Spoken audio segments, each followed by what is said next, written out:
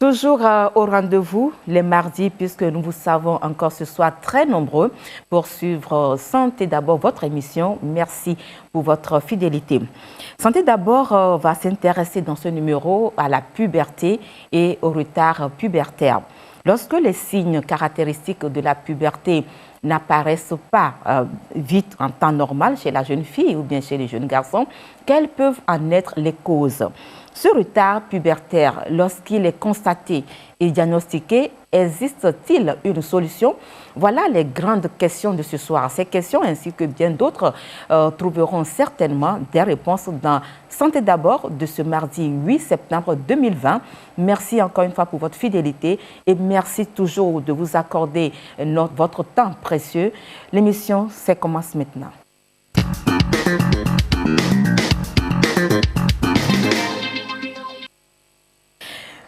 Nous recevons pour vous, dans cette émission de ce soir, Dr Ketevi Ayoko. Elle est gynécologue obstétricienne au CHU Sylvanus Olympio. Et c'est en sa qualité de médecin gynécologue qu'elle va nous édifier ce soir sur le thème autour duquel va tourner nos discussions, c'est-à-dire la puberté, cause et traitement. Docteur Ketevi, bonsoir. Bonsoir, Carole. Merci d'avoir répondu à notre invitation. Comment allez-vous? Ça va bien, merci. Et vous-même? Je vais bien.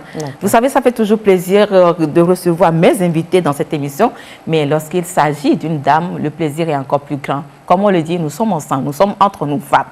D'accord. Merci encore une fois. Alors, je le disais tout à l'heure que nous allons parler dans l'émission de ce soir de la puberté et du retard pubertaire. Avant de vous demander ce qu'on entend par retard pubertaire, c'est tout à fait normal qu'on doit commencer, ou bien qu'on commence par définir la puberté. Qu'est-ce que c'est la puberté? D'accord, merci. La puberté, c'est l'ensemble des phénomènes de maturation physique et psychique qu'on voit chez un enfant à un moment donné, qui va lui permettre de rentrer dans la vie adulte. En d'autres termes, pour être simple, c'est le passage de l'enfance à l'adolescence ou à la vie adulte. Okay. Passage de l'adolescence de l'enfance à l'adolescence. Alors, à quel âge vous la situez, ce passage-là, la puberté? Elle commence quand et elle se termine quand? D'accord. Chez la fille, déjà à partir de 9 ans, entre 9 et 11 ans, la puberté peut commencer. Donc, chez le garçon, à partir de 10 ans, 10 et 14 ans, on peut voir les signes de puberté. Alors, ces signes de puberté, vous l'avez dit tout à l'heure, c'est un changement physiologique et qu'on sort. Physique qu'on voit, okay. Et puis dans la tête aussi, psychique. Ok. Quels sont ces changements? Dites-nous. Tout d'abord, chez la fille, oui. on voit ses seins qui commencent par prendre du volume. Les seins apparaissent et ces seins, 2 ans après, vont suivre les règles. 2 ans après l'apparition des seins, on va voir les règles qui vont apparaître. Ensuite, chez le garçon, le garçon va voir que le volume de son testicule a augmenté. Le volume du testicule augmente, ça veut dire que le pénis aussi augmente aussi. De volume, oui. Autre chose, dans les deux sexes, les enfants verront leur taille croître. Il y aura une croissance de la taille. À part ça, il y aura d'autres changements que on peut avoir. La fille va voir sa forme changer un peu. Les hanches qui vont apparaître au niveau des hanches, alors que le garçon va voir son thorax, il va devenir comme... Sa poitrine. Voilà, sa poitrine va augmenter, va s'élargir, comme on dit. Et puis d'autres signes physiques vont suivre. C'est ça. Les signes physiques vont suivre. Sur le plan psychique, émotionnel, la fille ou le garçon peut facilement tomber amoureux, par exemple. Ou bien il va vouloir s'affirmer dans la vie. Oui, parce qu'il voyait les grandes personnes qui étaient... Par exemple, si c'est la fille, sa grande sœur, elle a le sein, elle a si. Elle dit, moi aussi, je suis comme ça, mais il faut que je m'affirme. Il faut qu'on sache que moi aussi, je suis quelqu'un peut-être dans la société. C'est ça. À part ça, la transpiration qui devient plus forte. Et là, on attend le moment qui dit, tu sens, va mettre le citron, quelque chose comme ça. Tout ça, là, ça s'affirme pendant l'adolescence. Ok. Pendant la puberté plutôt. Autre chose, c'est vrai qu'on voit les poils apparaître, mais les poils ne sont pas signes de la puberté. Ça s'accompagne, puisque la puberté démarre quand il y a l'éveil de... C'est dans la tête que ça démarre, l'éveil d'un axe qu'on appelle l'axe gonadotrope, hypothalamo-hypophysaire. Donc, c'est parti de là que la puberté vraiment démarre. Ok. Donc, chez le garçon aussi, on va voir le changement de voix. Changement de voix. Il devient rock, la voix d'un homme. Il est l'homme dans la maison. Ouais. Donc, c'est à peu près ça. Il y a d'autres signes aussi, mais c'est les signes caractéristiques. Ok, c'est l'essentiel des signes. Alors, c'est vrai, docteur l'a dit, nous avons l'habitude de prononcer le mot puberté. Comment nous la définissons bien? Comment nous le définissons, ce mot puberté? Et quels sont les signes caractéristiques de cette puberté-là? Nous avons promené notre micro dans la rue pour recueillir quelques réponses données par certains citoyens sur le sujet de ce soir. Nous allons les écouter. La puberté, c'est lorsque une personne quitte l'état d'enfance pour rentrer dans un autre état appelé la jeunesse. C'est-à-dire quitte carrément le comportement enfantin pour rentrer dans ses premiers comportements d'adulte. Les caractéristiques qui constituent la puberté chez un être humain diffèrent selon le sexe. Pour un homme, on peut voir que il y en aura un changement au niveau de sa voix, dans son état physique, et puis bon, dans son comportement moral aussi. Sa façon de raisonner sera différente de la façon dont il raisonnait quand il était petit. Chez une femme, on voit ces changements physiques. La puberté, c'est le moment ou bien l'âge, un instant de la vie où tout être humain, fille comme garçon, arrive à entretenir une relation sexuelle. La manifestation de la puberté chez le garçon, c'est, on peut dire, la voix. Sa voix commence par changer, comme la voix d'un homme, et l'apparition des poils au niveau du pubis ou bien à l'aisselle, et toute autre chose comme le développement de la poitrine ou bien la musculature, tout. Chez la fille, il y a la voix qui devient tellement mielleuse, le développement des seins, les fesses. La puberté, c'est l'apparition des signes secondaires qui montrent le développement d'une personne, que ce soit la fille ou bien le garçon. Et cela se montre aussi par des signes quelconques qu'on connaît bien. Bon, du côté de la fille, on a l'apparition des seins, le développement des seins, et il y a aussi la finesse de la voix qui se fait voir et qui se montre au cours de son développement. Il y a aussi le développement des poils au niveau du pubis. Bon, chez les garçons, on a le menton, la barbe qui commence par sortir au niveau du menton. On a aussi la voix qui s'aggrave au fil du temps et aussi le développement des poils au niveau du pubis aussi. Je peux définir la puberté comme étant l'âge auquel l'enfant manifeste des caractères sexuels, disons, prononcés. Bon, il faut les distinguer en deux cas. D'abord pour les demoiselles et pour les garçons. Pour les demoiselles, ce que moi j'ai souvent remarqué, à l'âge pubertaire, elles ne sont pas si polies comme les garçons. Et à l'âge de la puberté, vous restez avec une demoiselle qui rentre dans la salle de bain. Si vous ne faites pas attention, vous allez perdre votre temps là-bas. Elle s'observe. Elle s'observe. C'est-à-dire, je pense que c'est l'âge auquel il y a développement des organes sexuels. En classe, elle n'est pas qu'on les attaque. Mais pour les garçons, à cet âge, ils sont plus raisonnables que les demoiselles. Ils sont plus polis que les demoiselles. Donc, on n'est plus strict. Mais la demoiselle, prions le Seigneur, le Seigneur qui les protège pour nous.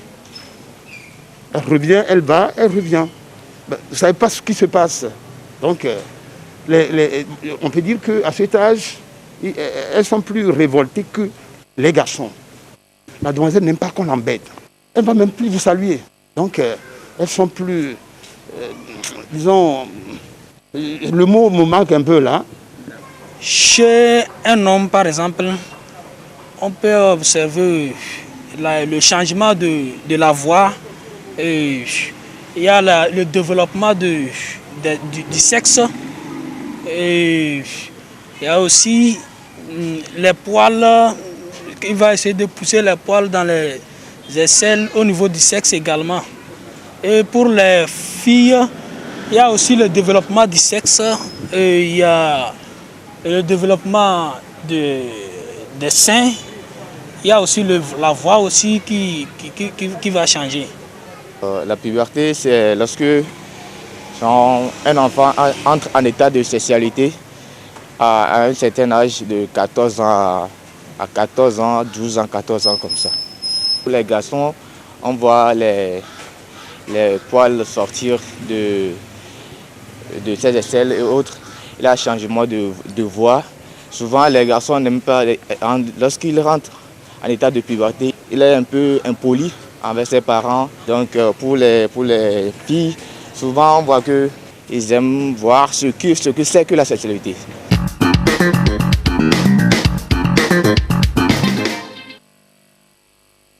Voilà, docteur, vous les avez écoutés.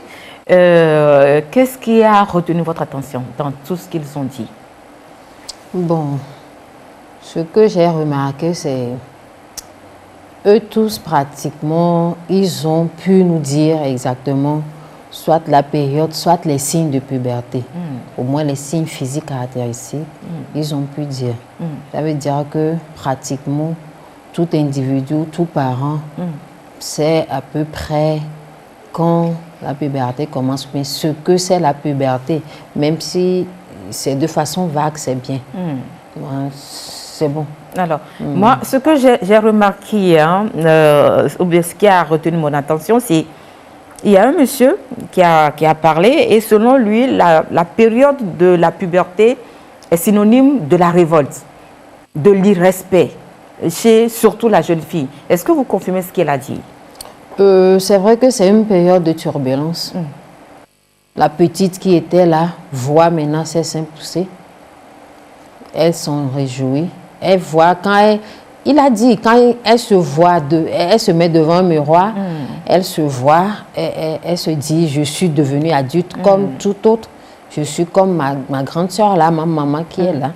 Donc quand on lui parle, elle a tendance à vouloir s'affirmer. Je ne suis plus la petite fille qui était dans cette maison-là. Moi aussi, je suis grande maintenant. Donc elle va vouloir s'affirmer. En cette période, les filles sont, bien des deux côtés, elles sont souvent irritables. Donc, du coup, moindre chose, ça va les irriter. Donc, ils ont parfaitement raison. Très bien. Ouais. Ils ont parfaitement raison. Alors, nous évoluons dans les questions. Alors, et on parle de la puberté normale et de la puberté pathologique. Comment est-ce que vous définissez la puberté pathologique? Qu'est-ce que ça veut dire exactement? Puberté pathologique. On va parler de puberté pathologique, par exemple, chez une fille ou un garçon qui a précocement sa puberté. C'est-à-dire que chez la fille déjà à 8 ans, qui voit déjà le développement de ses seins. Chez le garçon déjà à 9 ans, qui voit les signes de puberté apparaître. Donc on va parler de puberté précoce. Ensuite, dans les pubertés pathologiques, on va voir certains qui... Mais c'est dû à quoi, docteur Kitevi? Cette précocité de la puberté chez la jeune fille ou bien chez les jeunes garçons, c'est dû à quoi, par exemple? Il y a certaines, c'est constitutionnel, c'est familial. Il n'y a pas de cause comme ça à dire. Souvent, la puberté précoce, elle est physiologique un peu. Mais ça si c'est précoce, ça fait que il ne va pas se développer comme on le voudrait. Non, l'enfant ne va pas se développer. Et de façon naturelle, parce que déjà, l'enfant n'a pas acquis peut-être sa taille normale d'enfance avant de gagner la taille de la période pubertaire. Donc, il faut convenir avec moi que ça va raccourcir un peu sa taille. Ok. Vous voyez un peu. Donc, voilà. Un peu ça. Donc, on était en train de parler de la puberté pathologique. Pathologique. Ouais. Ensuite, chez certains enfants, on va avoir un retard pubertaire. Retard pubertaire jusqu'à 13 ans, par exemple. La fille n'a pas commencer les premiers signes de puberté, on ne voit pas apparaître les seins. Si le garçon, jusqu'à 15 ans par exemple, il est là, rien, il est toujours comme un enfant. Vous voyez un peu. Et chez ces gens-là, peut-être ça va venir après, mais il y en a même qui ne font pas de puberté. Il y aura l'absence de puberté. Totalement. Totalement. Vous voyez un peu. Et ça existe, donc, hein? Ça existe. Ok. Par exemple, si quelqu'un qui n'a pas les choses qui vont lui permettre de rentrer dans la puberté. De s'affirmer comme vous le dites si bien. Oui. Donc, de se dire, ah, aujourd'hui, je suis devenue femme. Mais je suis devenue homme. Alors, mais comment est-ce que vous définissez le retard pubertaire alors? Quand on parle de retard pubertaire, qu'est-ce que ça veut dire exactement? Bon, le retard pubertaire, c'est une fille ou un garçon qui n'a pas pu rentrer ou bien rentrer en période pubertaire au moment où il doit le faire, ou elle doit le faire, ou bien au moment où ça doit venir. Donc, c'est le retard pubertaire. Ok. Alors, dites-nous, docteur, je voudrais revenir un peu sur la puberté pathologique. Est-ce que certaines maladies ne seraient pas à la base, bien la cause de ce retard pubertaire? Quand on parle de puberté normale et puberté pathologique, quand on parle de pathologie, c'est des maladies. A priori, ce sont des maladies, des pathologies. Alors, est-ce que certaines maladies, par exemple, la drépanocytose, le diabète, est-ce que ces maladies ne seraient-elles pas liées au retard pubertaire? Oui, oui. Le retard pubertaire, on peut l'observer chez certains enfants qui ont une maladie chronique, comme vous l'avez dit tantôt, la drépanocytose, le diabète, l'asthme, les maladies chroniques là. C'est ça. Donc, on peut avoir le retard pubertaire chez ces enfants-là. Il y en a chez qui, par exemple, c'est ce retard pubertaire-là qui, on essaie de chercher les causes, c'est en ce moment qu'on voit qu'il y a une maladie qui est sous-jacente. Parce que peut-être elle a une maladie du tube digestif, par exemple, qui a fait qu'elle n'a pas ou il n'a pas pu faire sa puberté à temps. C'est ça. D'autres encore, ce retard pubertaire serait dû au fait peut-être qu'ils ont eu une maladie et on était obligé de leur faire une chirurgie peut-être des ovaires chez la fille ou une chirurgie des gonades chez le garçon par exemple. Ou d'autres qui peut-être ont fait un cancer dans leur enfance, ils ont été traités par chimiothérapie ou radiothérapie. Ça peut entraîner un retard pubertaire. Et il y a certains enfants aussi, c'est de façon génétique. C'est le chromosome même qui a donné naissance. C'est-à-dire, quand on cherche, on va au niveau de leur chromosome, qu'il y a des anomalies chromosomiques, ce qui a fait qu'ils ont un retard pubertaire, c'est d'office. Et il y en a même peut-être qui n'ont pas, dans leur constitution, n'ont pas certains organes, ils vont faire qu'ils vont avoir un retard pubertaire. Et au niveau du cerveau aussi, des fois, quand on a, dans notre jargon d'une tumeur, on a une adénome, quelque chose comme ça, on peut avoir un retard pubertaire. Très bien. Il y a plein de causes. Voilà. Alors, à quoi est dû ce retard pubertaire? Nous avons posé la même question à un médecin biologiste et il a répondu à cette question en énumérant certaines causes aussi. Alors, lorsqu'on observe chez une jeune fille ou un garçon le non-développement du caractère sexuel, c'est-à-dire lorsque les signes de la puberté n'apparaissent pas, comme je le disais tantôt dans mon introduction, en temps normal, y a-t-il possibilité de faire une exploration? À cette question, le médecin biologiste a dit oui. Il a répondu oui. Et donc, il met ici dans l'interview ou bien dans les réponses, il met en exergue un certain nombre d'éléments qui orienteraient vers un traitement adéquat. Alors, voici l'interview qu'il nous a accordée. Il s'agit du docteur Maurice Yao Laibo sur cet aspect bien précis qui est lié au retard pubertaire. Nous allons l'écouter tout de suite.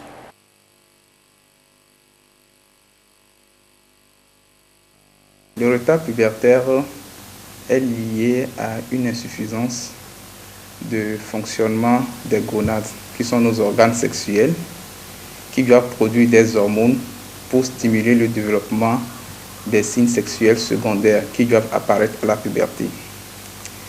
Ainsi, quand il y a retard pubertaire, on va soupçonner que ces organes ne fonctionnent pas bien. Et les hormones, pour les doser, on a recours aux analyses de laboratoire. Donc le laboratoire va explorer la cascade de réactions hormonales qui doivent se produire pour que les signes de la puberté apparaissent chez l'adolescent. Donc c'est là qu'intervient donc le laboratoire pour classer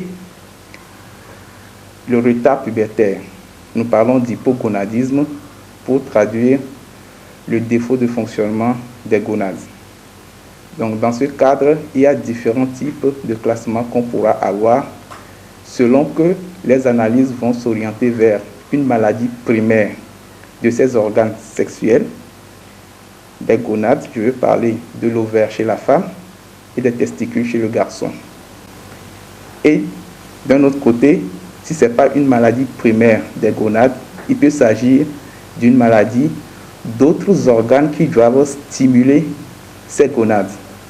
Il s'agit de l'hypophyse et de l'hypothalamus qui sont vers la sphère cérébrale qui doivent à l'adolescence déclencher des hormones qui vont aller stimuler les gonades qui vont entraîner l'apparition des signes sexuels secondaires. Il y a deux analyses, la FSH et la LH, qu'on peut doser, qui sont les hormones qui vont venir stimuler les gonades, les organes sexuels. Quand ces hormones sont élevées, ça veut dire que le gonade, l'ovaire ou le testicule est au repos, si bien que l'organisme est obligé de lui donner un grand signal pour le réveiller.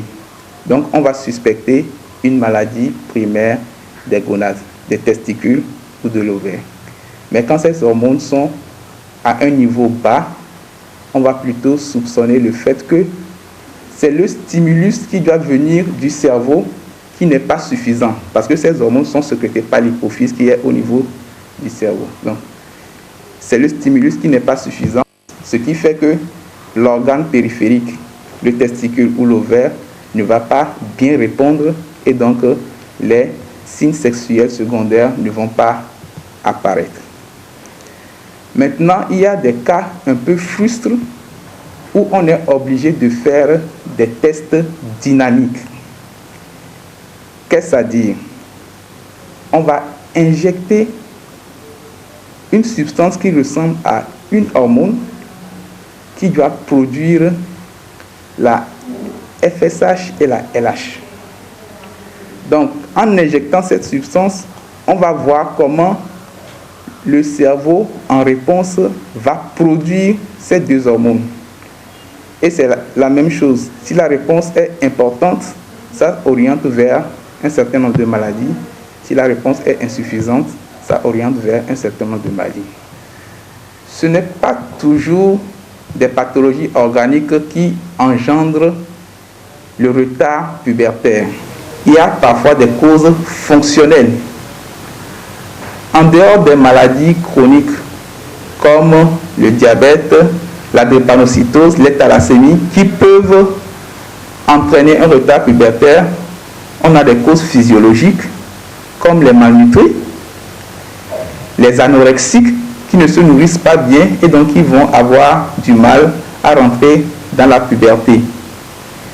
Pour ça, il est important que les enfants aient un pédiatre ou un médecin traitant qui suit leur courbe pondérale.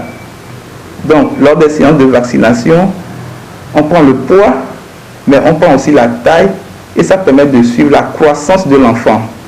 Un décrochage pondéral précoce peut alerter le pédiatre pour lui dire que peut-être, je dis bien, que cet enfant peut avoir un retard pubertaire ultérieurement et donc il va faire les investigations pour faire un traitement précoce.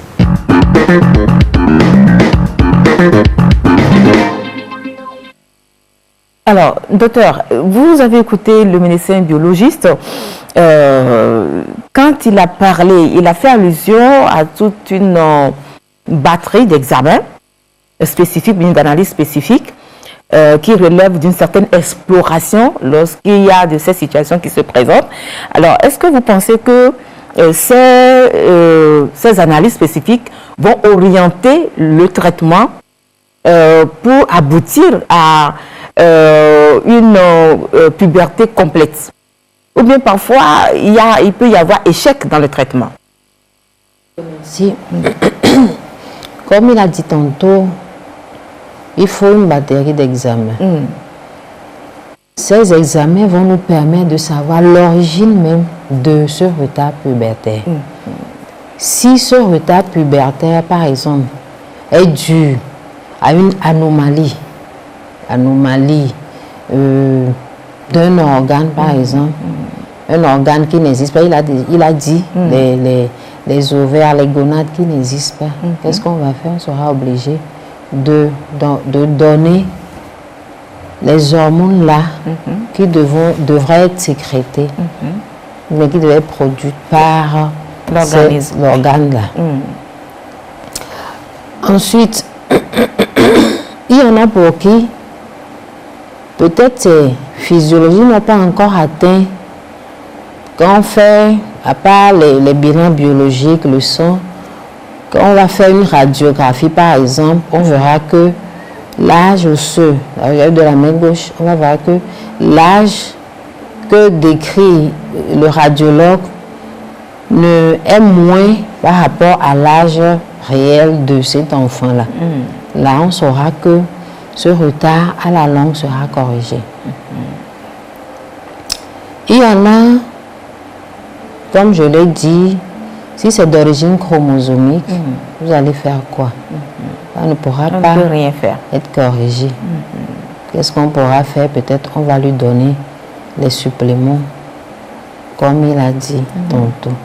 Donc bref, c'est en fonction de la cause. Si c'est on oriente le traitement. On oriente le traitement. Ça. Si c'est un enfant qui est malnutri, qu'est-ce qu'on va lui faire? Il faut qu'on lui change de régime alimentaire. Voilà.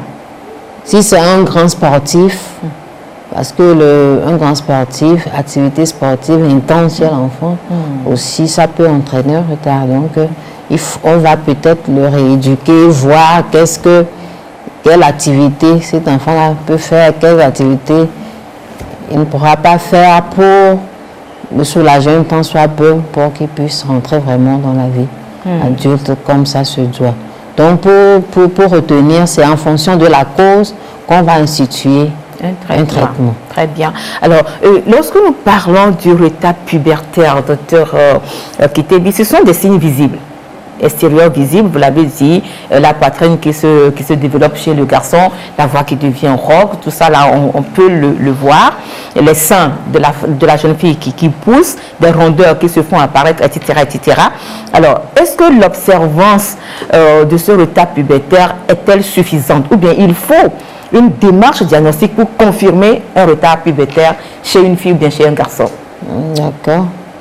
Oui, c'est vrai que le parent peut, d'entrée de jeu, se dire, remarquer, mon enfant, franchement, normalement, à cet âge-là, voilà, il doit avoir les seins qui poussent, ou bien il doit avoir ci ou ça. Mais le parent ne va pas s'arrêter là.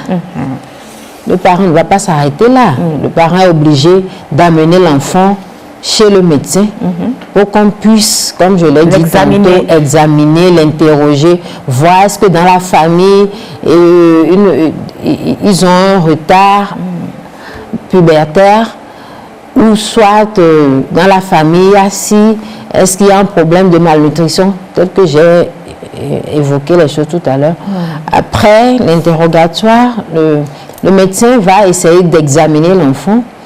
Après examen, va demander toute une bagatelle de bilan, d'analyse.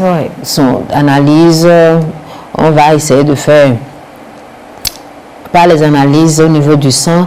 On peut aussi demander une radiographie. Même, on peut aussi demander l'IRM. L'IRM pour voir dans la tête là. Puisqu'on a montré une image tout à l'heure où on voit l'axe hypothalamo-hypophysaire. Donc on va voir est-ce qu'à ce niveau-là, est-ce qu'il y a un problème avant de vouloir démarrer un traitement. Donc idéalement, le parent peut constater le retard pubertaire, mais il doit nécessairement amener son enfant chez un médecin pour qu'on puisse vraiment l'aider à s'en sortir un temps soit peu. Alors, le traitement dont on parle ce soir, lorsqu'on est en face d'un retard pubertaire, ça prend combien de temps à peu près? Ça peut être que la puberté ne soit complète ou bien les signes n'apparaissent chez le garçon ou bien chez la jeune fille. Ça va prendre combien de temps à peu près? Chez le garçon, chez la fille, normalement, la puberté jusqu'à 16 ans, c'est fait. Chez le garçon, normalement, la puberté jusqu'à 18 ans, c'est fait. Donc, c'est les âges limites où on peut se dire, c'est vrai qu'il y a d'autres extrêmes, mais non, idéalement, chez la fille, 18 ans, c'est bon. Chez le garçon, chez la fille, 16 ans, c'est bon. Chez le garçon, 18 ans, c'est bon. Ok. Est-ce que le retard pubertaire peut avoir des répercussions sur le plan psychologique? Si oui, qu'est-ce que cela peut créer chez la fille ou bien chez le garçon lorsque cette situation se présente? Voici l'avis du psychologue clinicien qui ressort ici l'importance de l'accompagnement des parents. Je vous propose d'écouter le psychologue clinicien et de la santé, M. Kodjo Todro. Il est également au niveau du CHU Sylvanus Olympio. Le retard pubertaire est l'absence de la maturation sexuelle au moment où cela devait être. Donc ce retard a des répercussions psychologiques au niveau de l'être humain. Donc, dans les pères, on constate que le pubertaire, l'enfant pubertaire qui a le même âge que ses amis, mais qui n'a pas le même développement. Au niveau de la fille, par exemple, elle va constater que les autres qui ont même âge qu'elle commencent par pousser les seins. Ils vont avoir leurs premières règles. Vous savez qu'entre les pères, ils vont en parler. Et elle est à son tour surprise de ne pas avoir le même développement. Et ça crée de l'anxiété. Ça crée de l'anxiété au niveau de la fille. Donc ces modifications-là même sont source de crainte pour la jeune fille. Donc, quand les parents constatent qu'il y a quand même d'anormal, ils vont consulter, ils vont aller donc, dans les centres médicaux pour consulter, pour voir ce qu'il en est. Et quand on constate que le versant psychologique est important, on peut référer donc au psychologue pour qu'on puisse voir comment accompagner le pubertaire en ce moment et l'aider à comprendre toutes ces modifications et l'aider donc à mieux vivre ces moments de changement dans sa vie. Donc l'accompagnement, en fait, c'est au niveau des parents, parce que l'enfant qui fait ce constat amer de n'être pas comme les autres, ou bien de ne pas se développer comme les autres, ceux qui ont le même âge que lui, va manifester son inquiétude au niveau de ses parents.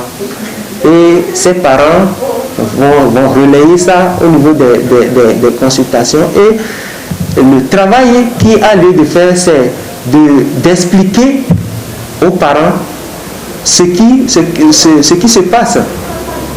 Parce que c'est parce qu'on ne comprend pas ce qu'il en est qu'on a peur, on se pose des questions. Donc l'accompagnement dans ce sens-là vise à expliquer donc, ce qui se passe. Et au niveau même de la consultation, le médecin, le pédiatre qui reçoit l'enfant et qui arrive à isoler les causes donc, de ce retard pubertaire, va procéder, donc va commencer cet accompagnement en expliquant ce qui se passe. Parce que des fois, il faut le reconnaître, derrière un retard pubertaire se cache une pathologie, une grande pathologie. Ça peut être des anomalies chromosomiques, ça peut être des dysfonctionnements au niveau du cerveau.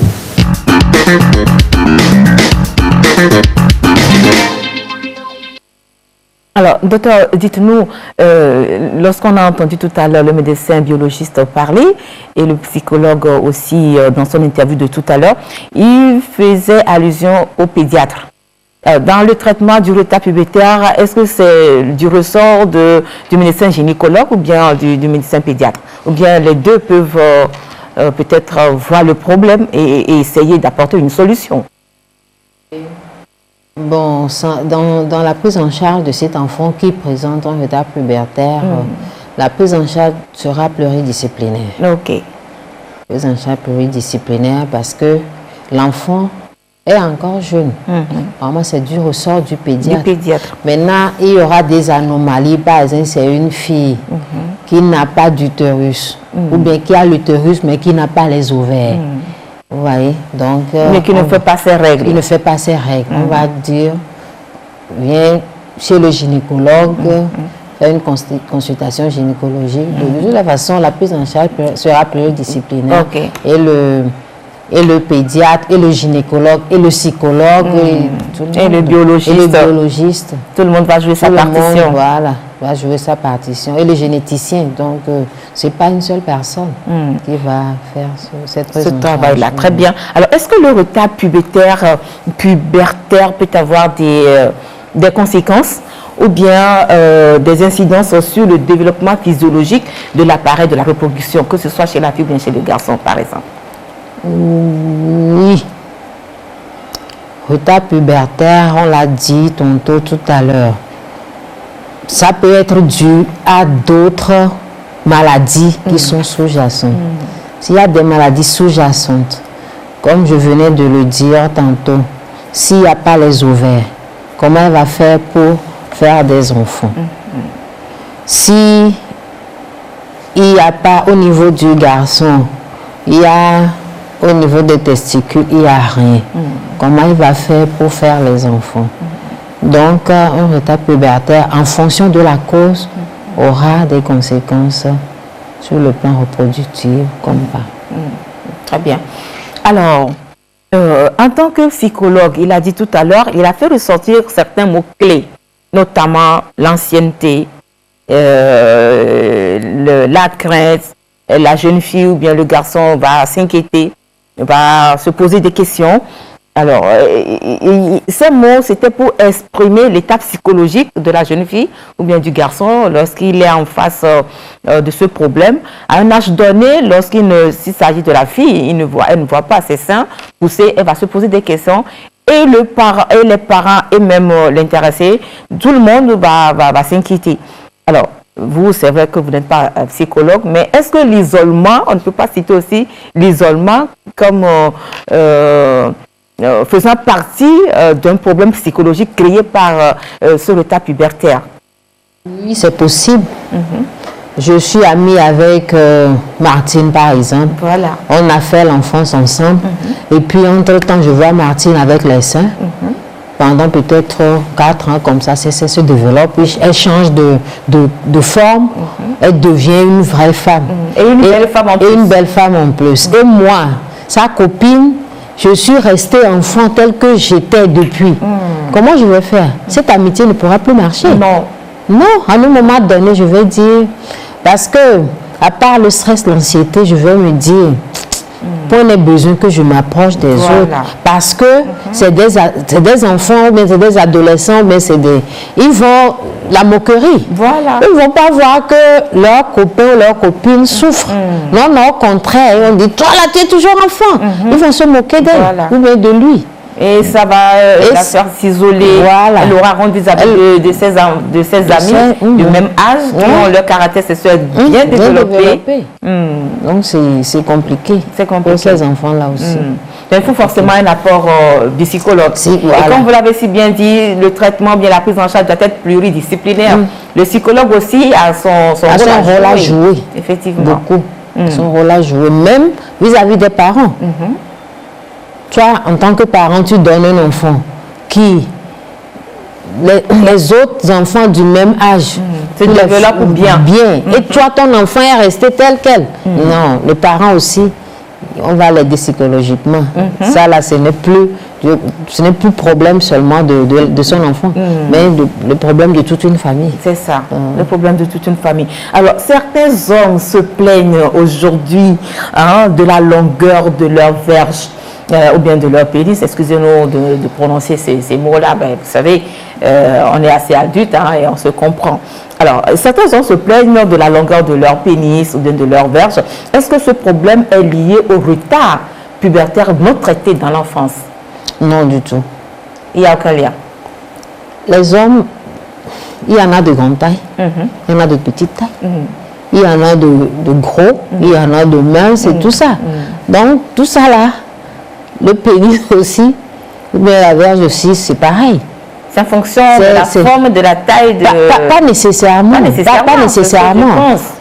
Parce qu'il y a des Corans qui disent même que les hommes africains, leur verge est plus développée que la normale.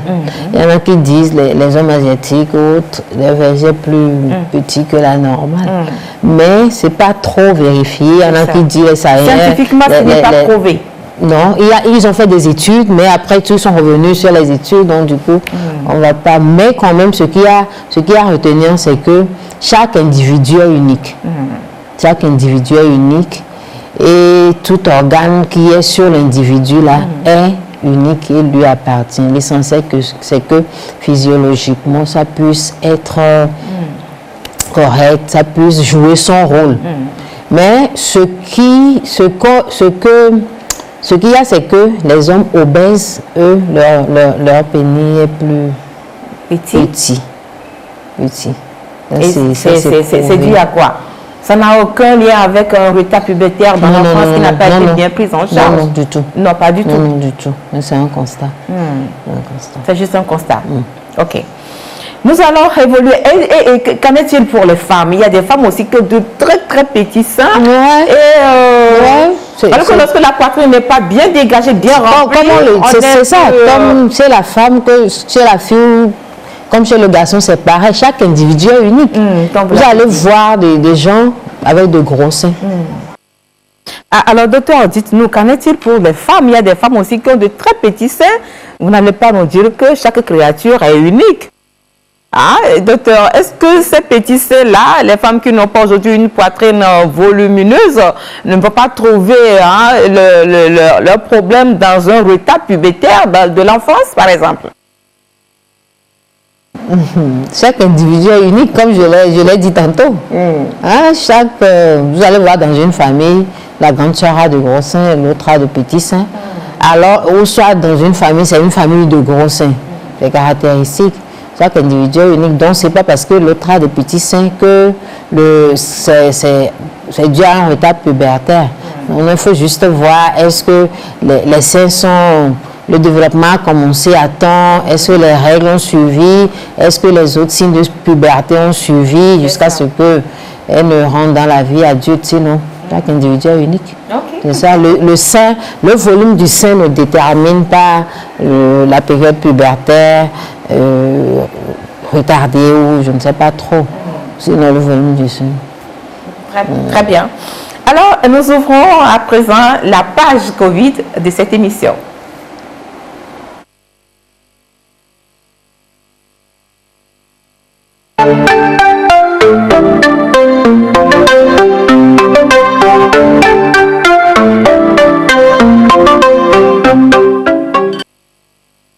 Voilà, docteur Alain Lidao Bawé, l'invité de ce mardi.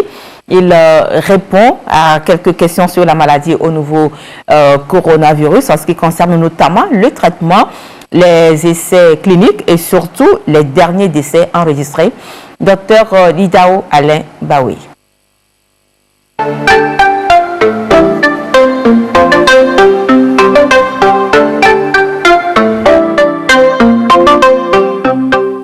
Il faut noter que dans cette maladie ou bien cette infection, cette épidémie, nous avons dit plusieurs fois que les cas graves ou bien les cas sévères sont rencontrés chez des patients qui ont déjà des pathologies qui étaient connues avant.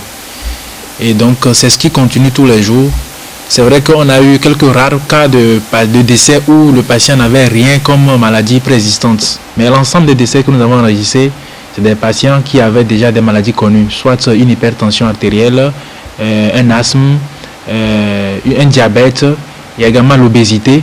Donc il y a des facteurs de comorbidité qui font que ces patients-là ont des cas graves ou bien critiques et qui peuvent être fatals pour ces patients.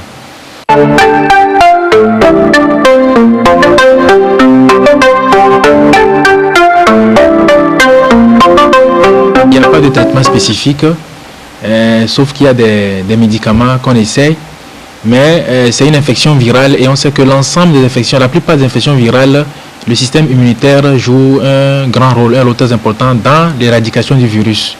Et donc la plupart des cas qui sont guéris, c'est essentiellement l'apport de l'SM immunitaire. C'est vrai, il y a des médicaments qu'on donne, mais l'essentiel, c'est le système immunitaire qui fait sa part. Et lorsque l'infection arrive chez des cas qui sont graves, malgré l'administration du protocole, vous voyez que ces personnes décèdent toujours. Donc ça veut dire qu'il faut quand même avoir un niveau immunitaire assez élevé pour pouvoir combattre le virus.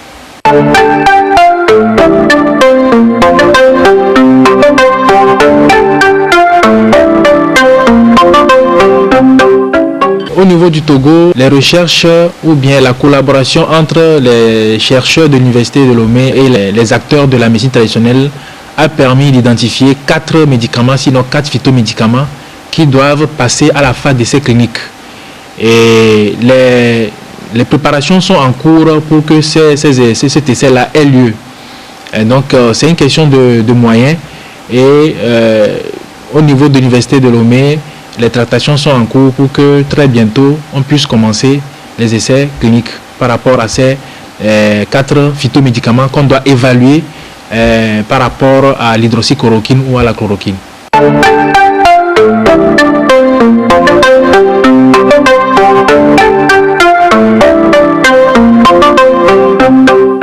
Justement, on n'est pas encore en essai. On a identifié 4 phytomédicaments qui vont passer à la phase d'essai. Donc, si l'essai commence, ce qu'on souhaite, il faut attendre peut-être d'ici la fin de l'année pour avoir une idée claire sur l'ensemble de ces médicaments.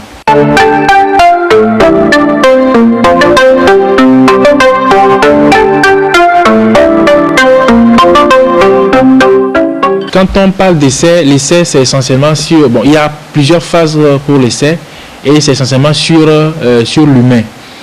Il n'y a pas de critères sauf si la personne désiste. Donc il faut l'approbation ou bien l'accord du patient ou bien de la personne pour participer à l'essai. Et donc c'est essentiellement l'accord du patient. Et l'essai se déroule soit chez les personnes qui sont saines, donc qui ne sont pas malades, et chez les personnes qui sont malades. Donc il y a plusieurs phases dans l'essai et ça commence par les personnes qui ne sont pas malades, qui sont saines, et ensuite on va maintenant, on fait l'essai à une échelle un peu plus grande chez une population de malades.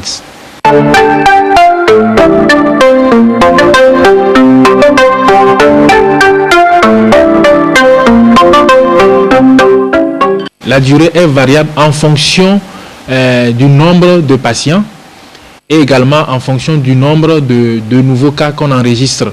Parce que essentiellement, la phase 3 de l'essai se pratique chez une population qui est malade. Donc il faut qu'on ait beaucoup de cas pour pouvoir avoir un nombre assez important qui va participer à l'essai. Et n'oublions pas que le patient a le droit d'accepter ou de refuser la participation à cet essai-là.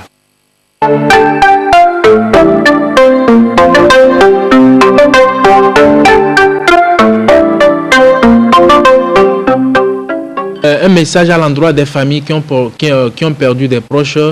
Nous leur disons d'abord toutes nos condoléances. La mort, c'est que c'est une étape obligatoire dans la vie de tout chacun.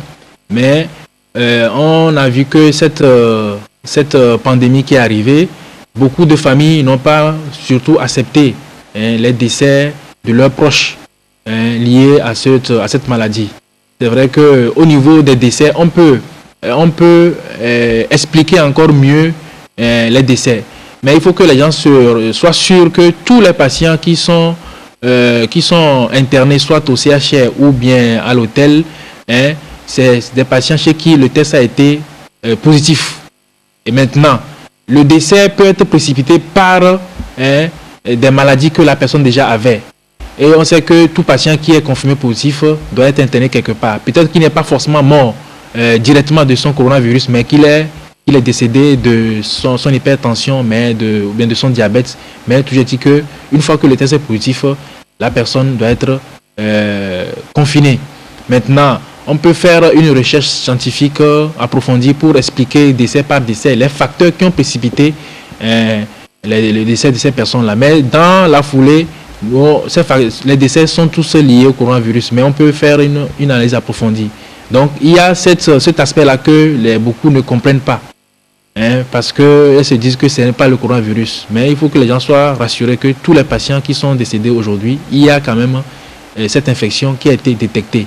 Maintenant, reste à savoir si vraiment le décès est lié directement à l'infection ou à autre facteur.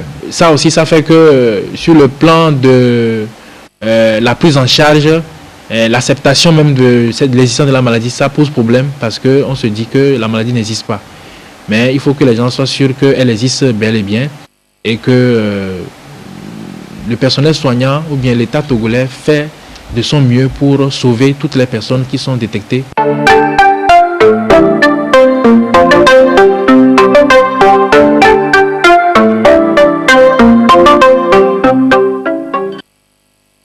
Voilà, nous remercions beaucoup Dr Lidaou Alain Bawé pour avoir répondu à toutes ces questions. Voici à présent la situation de la maladie chez nous au Togo, son évolution. Nous sommes aujourd'hui pour les cas confirmés à 1493 cas.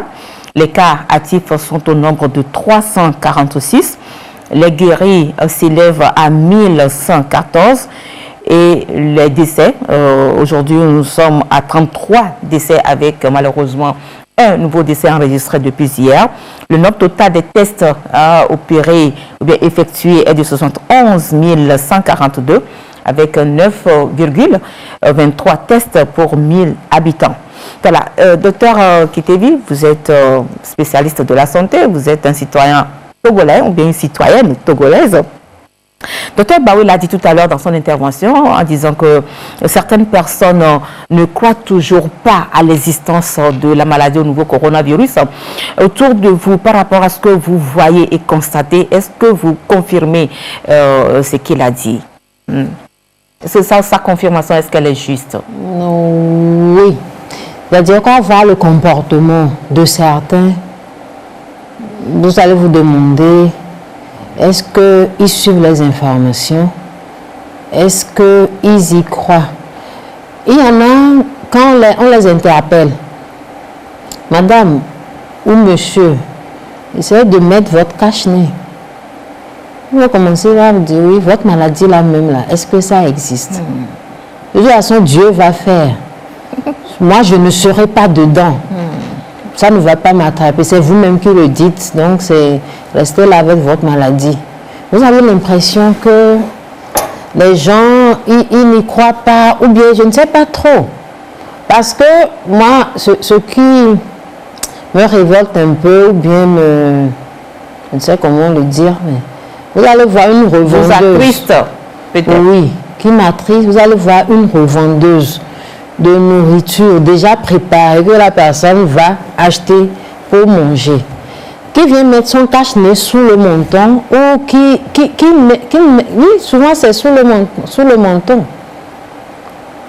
La personne vient, veut acheter, la personne va parler, elle aussi elle va parler.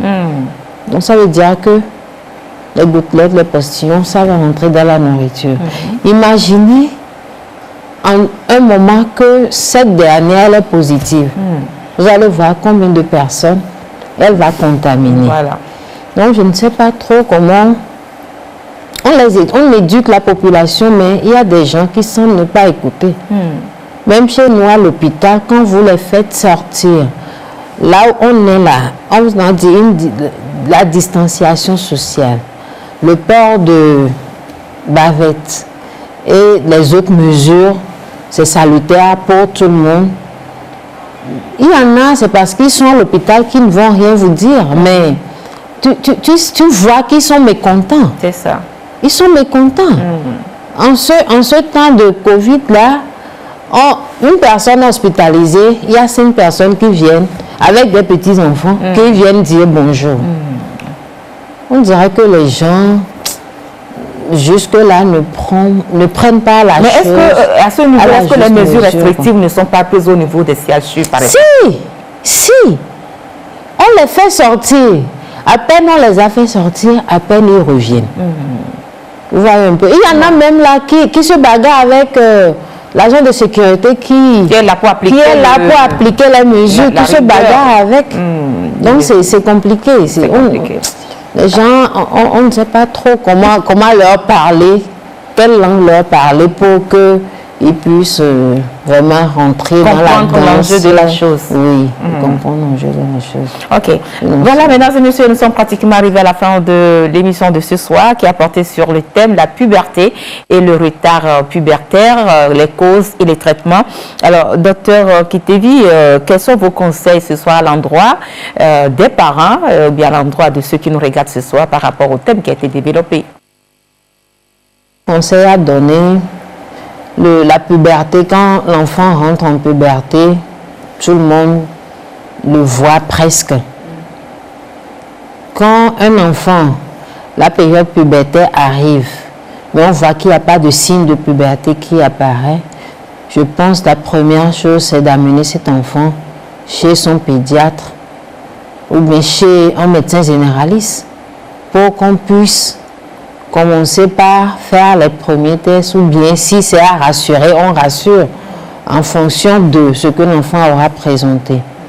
Et pour les parents qui ont déjà constaté ce retard pubertaire qui est confirmé déjà, il ne faut pas qu'ils restent à la maison, mais il faut qu'ils se fassent suivre et sur le plan médical et sur le plan psychologique.